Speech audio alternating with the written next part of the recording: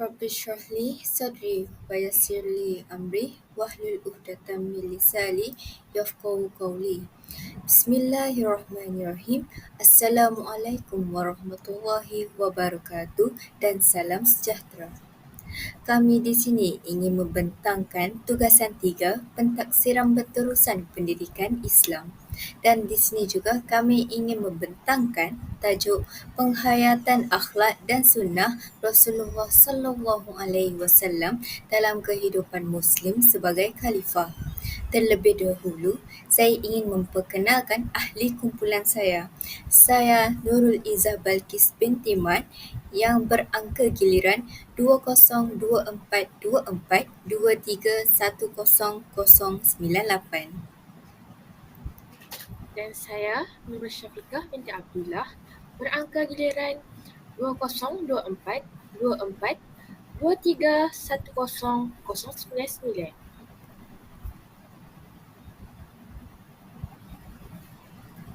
Perkara pertama yang akan kumpulan kami bentangkan ialah definisi akhlak. Apakah itu akhlak? Akhlak merujuk kepada sikap, tingkah laku dan adab yang baik yang seharusnya diterapkan dalam kehidupan. Rasulullah SAW merupakan contoh akhlak terbaik bagi umat Islam. Akhlak berasal daripada perkataan Arab iaitu qulu yang bermaksud sifat, perangai atau tingkah laku. Dalam Islam, akhlak merangkumi setiap aspek sikap dan tindakan yang mencerminkan nilai-nilai Islam seperti jujur, amanah dan juga bertanggungjawab. Rasulullah SAW adalah contoh teladan utama akhlak yang sempurna. Akhlak yang baik adalah asas kepada hubungan yang harmoni dengan Allah dan sesama manusia. Kita sebagai umat Islam haruslah mempunyai akhlak yang mulia seperti Rasulullah SAW.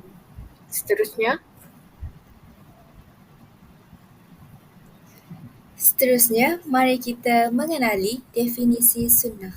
Apa itu sunnah? Kebanyakan Muslim pernah mendengar perkataan sunnah, tapi mereka tidak tahu apakah maksud atau definisi sunnah itu tersebut. Sunnah ialah merupakan amalan, perbuatan, percakapan dan pengakuan Rasulullah sallallahu alaihi wasallam itu sendiri yang menjadikan panduan dalam kehidupan Muslim. Sunnah melengkapkan ajaran Al-Quran. Sunnah ni dia sinonim kepada hadis dan juga dikenali sebagai hadis. Terdapat hadis yang mengatakan taraktu fikum amrayni lan tadillu ma tamassaktum bihima, kitabullahi wa sunnata Rasulullah sallallahu alaihi wasallam. Hadis itu bermaksud, aku tinggalkan kamu dua perkara. Kamu akan sesat selama-lamanya selagi kamu tidak akan sesat selama-lamanya selagi kamu berpegang kepadanya, iaitu Al-Quran dan As-Sunnah. Seseorang Muslim itu wajib memegang, mengamalkan dan percaya kepada Al-Quran dan As-Sunnah dalam kehidupan, kerana sekiranya mereka tidak mengamalkan Al-Quran dan As-Sunnah dalam kehidupan seharian mereka, mereka akan sesat selama-lamanya di dunia dan di akhirat. Okey,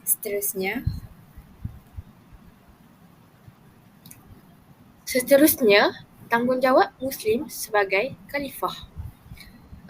Allah Subhanahu Wa Taala menciptakan manusia untuk menjadi khalifah di bumi ini. Setiap manusia yang diciptakan adalah merupakan seorang khalifah. Ini bermakna setiap Muslim mempunyai tanggungjawab untuk memimpin diri, keluarga dan masyarakat dengan cara yang berlandaskan Islam.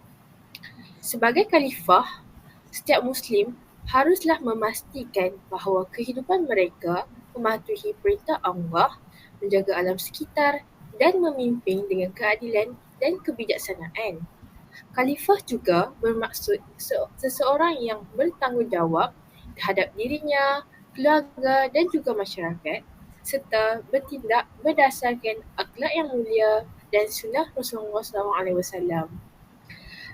Setiap khalifah haruslah menjalankan tanggungjawabnya dengan sebaiknya supaya setiap apa yang dilakukannya dapat dilakukan dengan baik dan tidak uh, dapat pembalasan di akhirat kelak.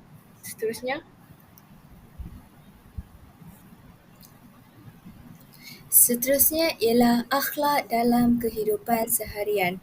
Seorang Muslim itu perlulah mempunyai akhlak dalam kehidupan seharian mereka. Akhlak bukan sahaja untuk diri sendiri, tapi juga untuk masyarakat. Sebagai contoh, seorang Muslim itu perlulah menjaga amanah, berlaku adil, bertanggungjawab dan bersabar dengan akhlak yang harus mereka amalkan. Di sini saya boleh memberi contoh. Sekiranya kita sebagai seorang pelajar menjadi bendahari di sekolah, kita perlulah menjaga amanah dengan menjaga duit itu sebaik-baik mungkin dan tidak menyeleweng duit tersebut. Selain itu, contoh boleh beri di sini, seorang pimpin perlulah berlaku adil semasa memimpin negara supaya rakyat memandang tinggi kepadanya dan menghormatinya. Sekiranya pemimpin tersebut tidak berlaku adil, rakyat akan memandang serong dan tidak percaya kepada pemimpin tersebut. Seterusnya, seterusnya seorang Muslim, setiap Muslim mempunyai tanggungjawab masing-masing. Sebagai contoh, seorang suami mempunyai tanggungjawab untuk mendidik isteri dan keluarganya dengan cara berlandaskan ajaran Islam dan terakhir sekali bersabar. Setiap Muslim mempunyai cabaran dan dugaan masing-masing.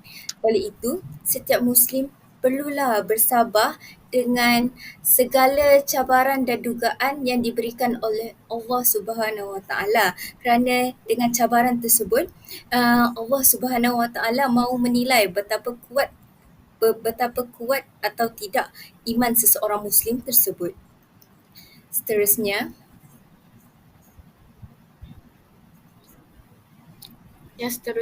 sunnah dalam kehidupan seharian. Rasulullah SAW menunjukkan pelbagai sunnah yang boleh diamalkan dalam kehidupan seharian seperti makan dengan tangan kanan, memberi salam dan menjaga kebersihan. Sunnah Rasulullah SAW menawarkan panduan praktikal untuk kehidupan seharian, dari perbuatan kecil seperti makan dengan tangan kanan dan memberi salam kepada perbuatan yang lebih besar seperti solat berjemaah dan berpuasa sunat. Sunnah memberikan panduan tentang cara menjalani kehidupan yang diridai Allah. Sunnah membentuk akhlak yang baik dan meningkatkan kesedaran kita tentang nilai-nilai Islam. Kita sebagai umat Islam haruslah mengikut sunnah Rasulullah yang Rasulullah lakukan.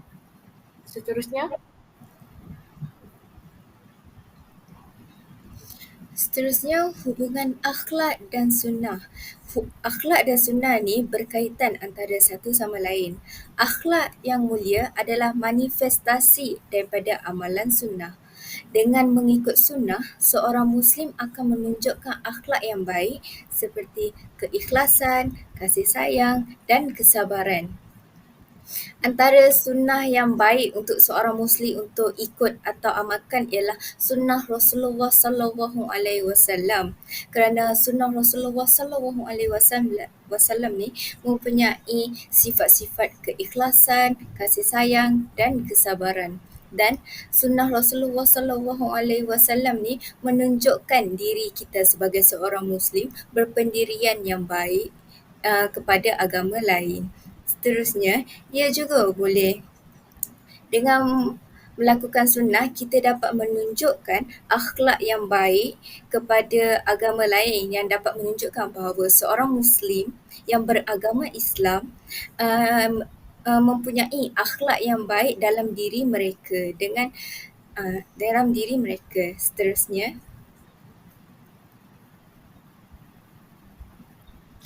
Seterusnya, akhlak terpuji Rasulullah SAW. Contoh akhlak mulia Rasulullah SAW termasuklah kejujuran, amanah, lemah lembut, dan kemaafan. Semua ini perlu dijadikan teladan oleh umat Islam dalam kehidupan seharian. Rasulullah SAW dikenali sebagai insan yang paling mulia akhlaknya. Baginda adalah contoh terbaik dalam setiap aspek kehidupan, termasuklah dalam aspek kejujuran, kebaikan hati, kemaafan, kesabaran dan kelembutan. Contoh akhlak terpuji baginda dapat dilihat dalam cara baginda berinteraksi dengan sahabat, keluarga dan juga musuh-musuhnya. Setiap Muslim perlu meneladani akhlak Rasulullah SAW sebagai panduan dalam kehidupan harian. Sebagai contoh, kita sebagai seorang Muslim haruslah melakukan sebarang perkara ataupun satu tanggungjawab itu dengan kejujuran dan tidak berbohong sama sekali. Apabila seseorang itu mempunyai konflik ataupun apa-apa isu dengan kita, seeloknya kita berunding dengan kelembutan, bukannya bergaduh dan yang lain-lain. Seterusnya,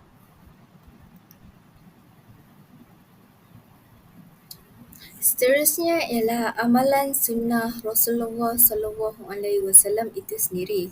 Antara sunnah yang penting diamalkan ialah termasuklah solat sunat, berpuasa sunat dan menjaga hubungan dengan orang lain. Sunnah ini dapat memperbaiki akhlak dan memperkuatkan iman manusia. Di sini, sekiranya kita melakukan solat sunat, kita dapat mengukuhkan lagi dan menguatkan lagi iman dalam diri kita. Dan sekiranya seorang Muslim itu berpuasa sunat, dia mampu menahan nafsunya daripada melakukan sesuatu. Dan menjaga hubungan dengan manusia adalah perkara yang sangat penting kerana Allah berpesan, sekiranya kita sebagai manusia membuat dosa kepada Allah, kita boleh memohon ampun kepada Allah. Tetapi sekiranya kita membuat salah dengan manusia, tidak semestinya manusia itu memaafkan diri kita. Dan dengan mengamalkan sunnah Rasulullah SAW ni dapat mengelakkan diri kita daripada berkelakuan negatif dan bersifat negatif, serta ia dapat menguatkan lagi iman kita, iman dalam diri kita. Seterusnya, yang seterusnya, akhlak dalam konteks masyarakat. Akhlak yang baik melahirkan masyarakat yang harmoni. Contohnya, berbuat baik kepada jiran, bekerjasama dalam kebaikan dan bersifat jujur dalam muamalat. Akhlak mulia memainkan peranan yang penting dalam membina masyarakat yang sejahtera. Tanggungjawab sosial seperti berlaku adil kepada semua pihak, menghormati hak-hak individu lain dan membantu golongan yang memerlukan adalah elemen penting dalam akhlak. Masyarakat yang dipenuhi dengan individu yang berakhlak mulia akan melahirkan persekitaran yang damai, harmoni dan produktif. Sebagai contoh, apabila kita menjadi sebagai seorang pemimpin, kita haruslah berlaku adil kepada semua pihak tanpa mengira latar belakang atau jawatan atau dari segi agama dan lain-lain. Kita juga haruslah menghormati pihak yang lain dari segi budaya ataupun agama. Kita juga haruslah mempunyai akhlak yang baik seperti saling bantu-membantu dalam masyarakat.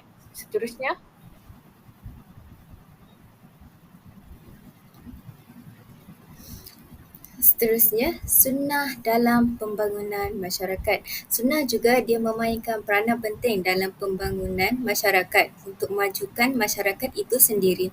Sunnah Rasulullah SAW menunjukkan kepentingan pembangunan masyarakat. Baginda mengajak umatnya untuk bekerjasama, menolong yang lemah dan menyebarkan ilmu. Baginda mengajar umat Islam supaya bekerjasama untuk dengan satu sama lain tanpa mengira kaum, agama dan bangsa, dan dari situ dapat mengeratkan lagi hubungan antara satu sama lain tanpa mengira bangsa, kaum dan agama. Baginda juga menyuruh kita sebagai umat Islam untuk menolong yang lemah, kerana orang yang lemah ini mereka tidak mampu untuk melakukan sesuatu, dan kita sebagai umat Islam yang mempunyai akhlak yang baik perlulah membantu mereka apabila mereka berada dalam kesusahan. Seterusnya,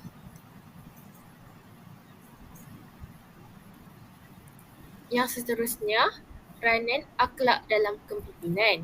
Kepimpinan yang baik berasaskan akhlak yang mulia. Seorang pemimpin yang adil, amanah dan berani adalah cerminan akhlak Rasulullah SAW. Seorang pemimpin yang baik haruslah mempunyai akhlak yang mulia. Akhlak dalam kepimpinan bukan sahaja berkaitan dengan pengurusan atau pentadbiran, tetapi juga dalam sikap yang menunjukkan kejujuran, ketulusan dan rasa tanggungjawab terhadap rakyat yang dipimpin. Rasulullah SAW merupakan contoh terbaik sebagai seorang pemimpin yang adil dan berani dalam situasi apapun. Baginda sentiasa mengutamakan keadilan dan kebenaran walaupun menghadapi risiko yang besar. Kepimpinan yang didasari akhlak mulia akan melahirkan masyarakat yang harmoni dan adil. Sebagai contoh, jika kita merupakan seorang pemimpin, kita haruslah bersikap jujur seperti tidak mengambil rasuah atau memberi rasuah. Kita haruslah menjalankan tanggungjawab kita dengan sebaiknya dan menunjukkan kita sebagai contoh kepada masyarakat yang dipimpin.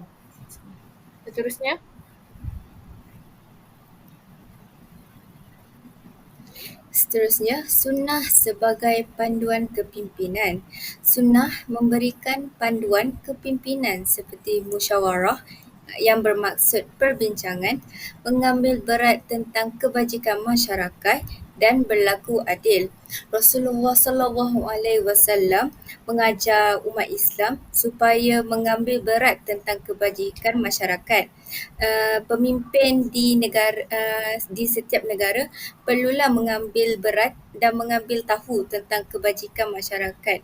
Sekiranya pemimpin tersebut tidak mengambil tahu, pemimpin itu tidak tahu bahawa masyarakatnya, rakyatnya sendiri berada dalam kesusahan atau dalam kesenangan.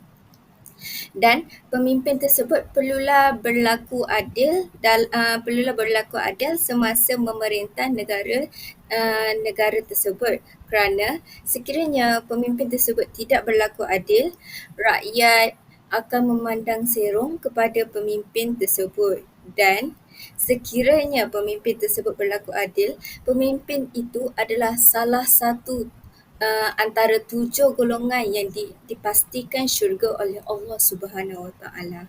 Okey, seterusnya.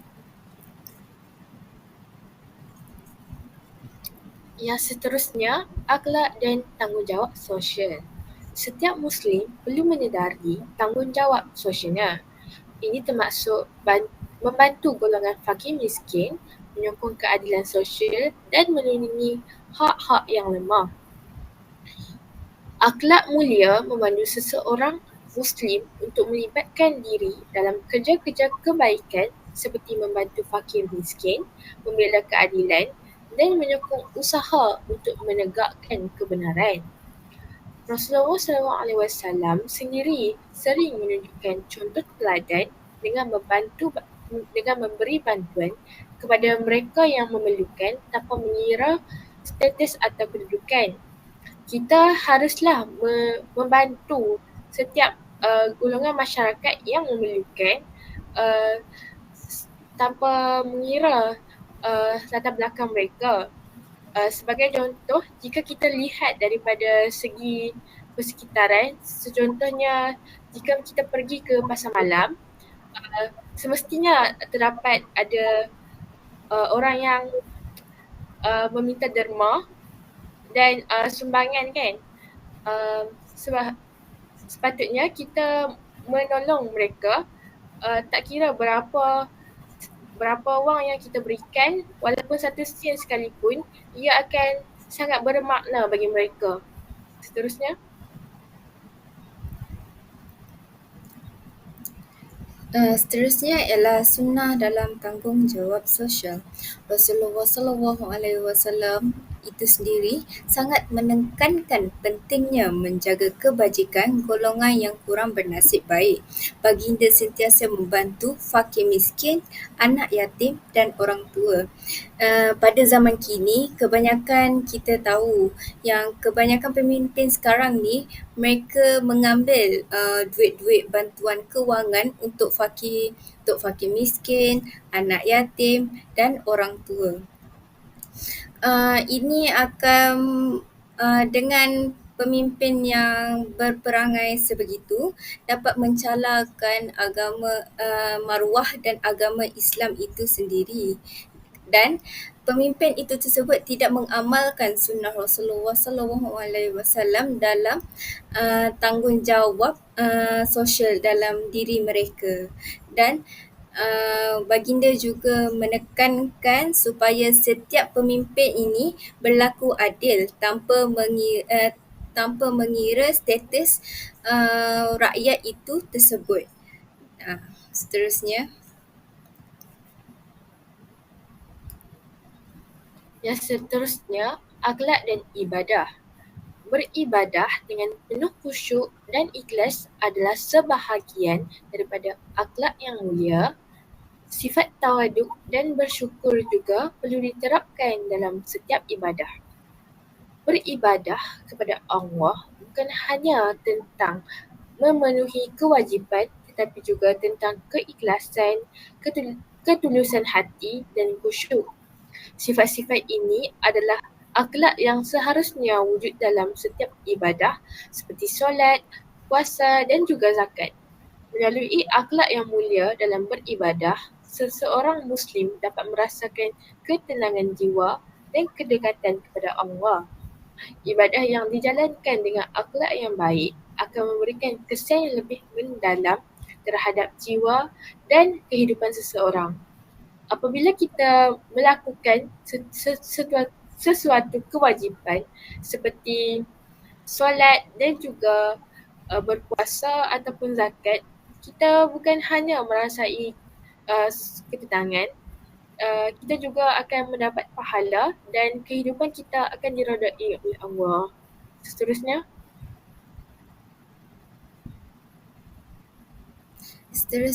ialah sunnah dalam beribadah. Rasulullah SAW menunjukkan tata cara beribadah yang sempurna.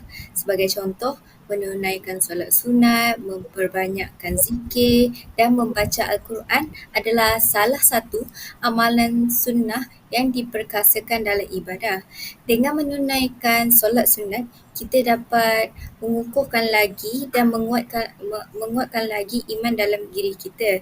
Selain itu, kita dapat mengelakkan diri kita daripada sifat negatif untuk melakukan maksiat.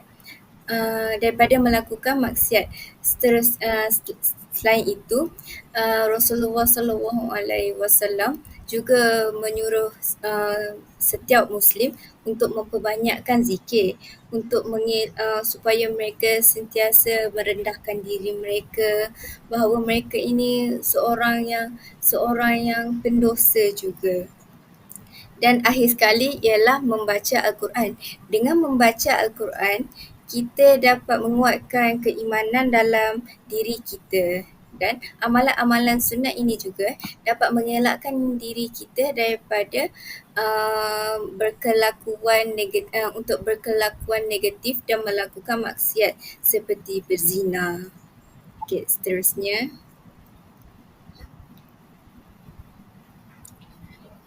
akhlak dan keluarga. Akhlak mulia harus diamalkan dalam keluarga seperti hormat kepada ibu bapa, kasih sayang kepada anak-anak dan berlaku adil dalam hubungan kekeluargaan. Akhlak mulia harus bermula daripada rumah kerana keluarga adalah asas kepada masyarakat.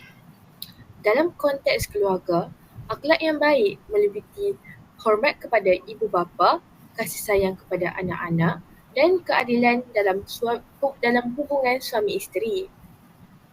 Rasulullah SAW mengajarkan bahawa tanggungjawab sebagai ibu bapa, anak atau pasangan perlu dijalankan dengan penuh kasih sayang, sabar dan keikhlasan. Dengan akhlak yang baik dalam keluarga, hubungan kekeluargaan akan menjadi lebih erat dan bahagia. Sebagai contoh, um, ketua keluarga haruslah menjalankan tanggungjawabnya seperti mendidik isteri dan juga anak-anaknya tentang agama Islam, supaya hubungan kekeluargaan mereka um, dan juga hubungan mereka dengan pencipta menjadi lebih erat. Terusnya, Seterusnya ialah sunnah dalam kehidupan berkeluarga. Rasulullah SAW memberi contoh yang baik dalam kehidupan berkeluarga. Baginda menunjukkan kasih sayang, kesabaran dan kebaikan kepada isteri dan anak-anak. Sebagai contoh yang kita boleh tengok di sini ialah Rasulullah SAW sentiasa memberi kasih sayang kepada Sayyidatina Aisyah, iaitu isteri Rasulullah SAW, dan sentiasa bersabar dengan apa yang Sayyidatina Aisyah lakukan. Dan Rasulullah SAW itu sendiri menunjukkan kebaikan dan memainkan peranan yang baik kepada isteri dan anak-anak kerana perangai isteri dan anak-anak mencerminkan siapakah suami dan ayah mereka.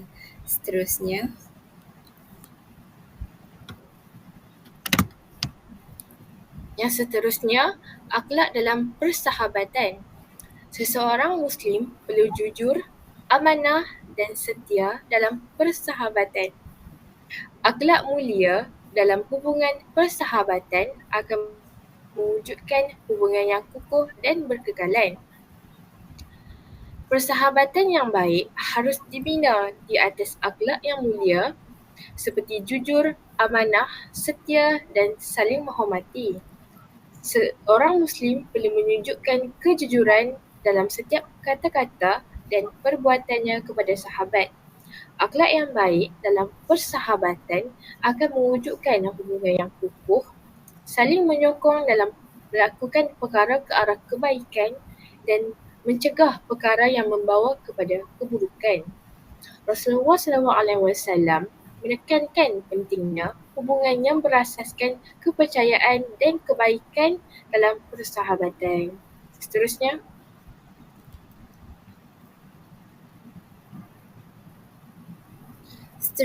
ialah sunnah dalam persahabatan.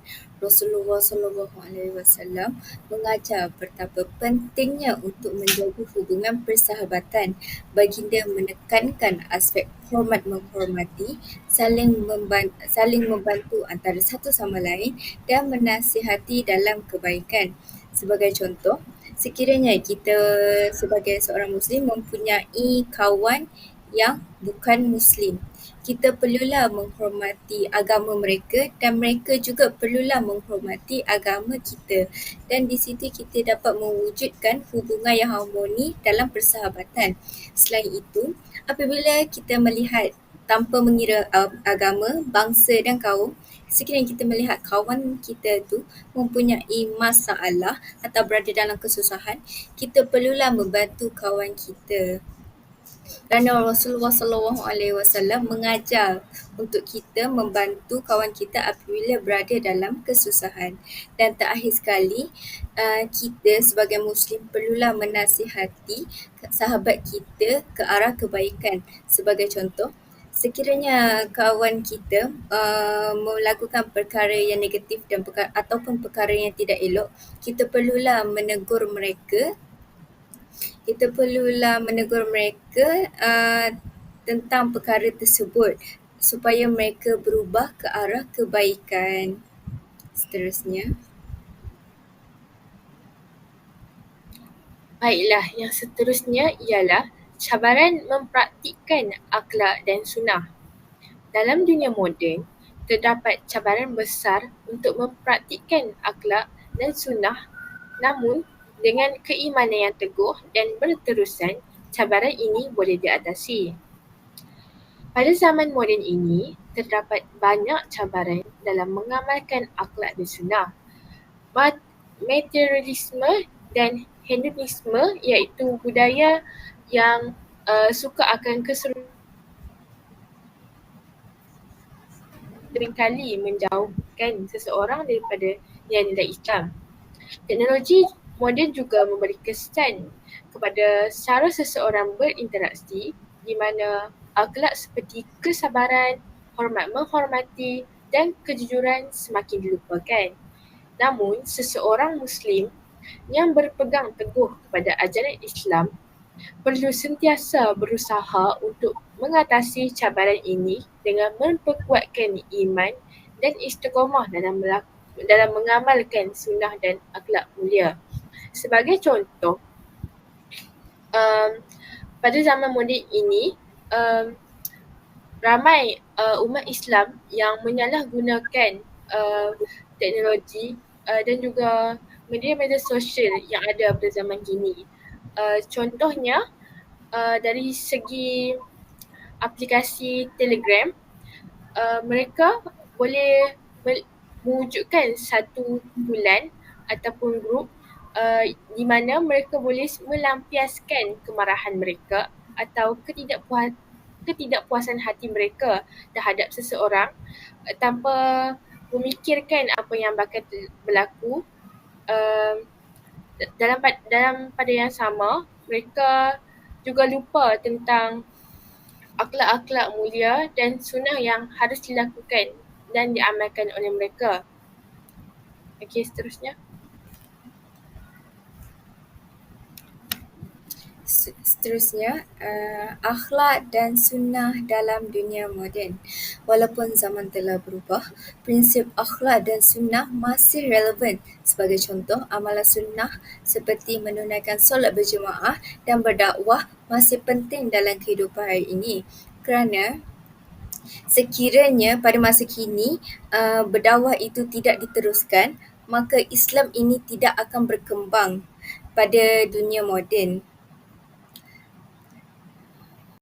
Seterusnya, Okey, yang terakhir, faedah mengamalkan akhlak dan sunnah.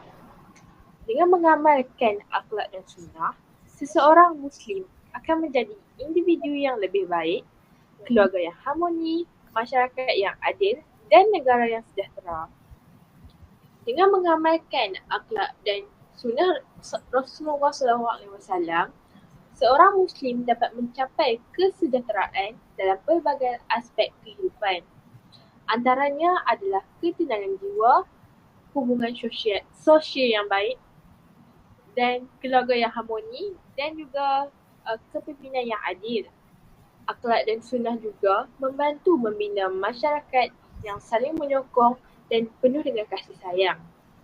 Kesejahteraan rohani yang diperoleh daripada mengamalkan sunnah dan akhlak adalah kunci kepada kebahagiaan. Seterusnya. okey, kesimpulan yang kita boleh buat pada perbentangan pada hari ini ialah penghayatan akhlak dan sunnah Rasulullah SAW adalah kunci kepada kejayaan hidup seorang Muslim, iaitu di dunia dan juga di akhirat. Sebagai khalifah di muka bumi, setiap Muslim bertanggungjawab untuk mencontohi baginda dalam semua aspek kehidupan. Kerana apabila kita mencontohi baginda dalam kehidupan kita, kita tidak akan tersesat di dunia dan di akhirat. Okey. Itu sahaja daripada kumpulan kami. Saya dan ahli kumpulan saya ingin mengundur diri. Maafkan saya dan ahli kumpulan saya sekiranya terdapat kesalahan yang semasa kami berbicara. Itu sahaja daripada kami. Sekian, terima kasih. Terima kasih.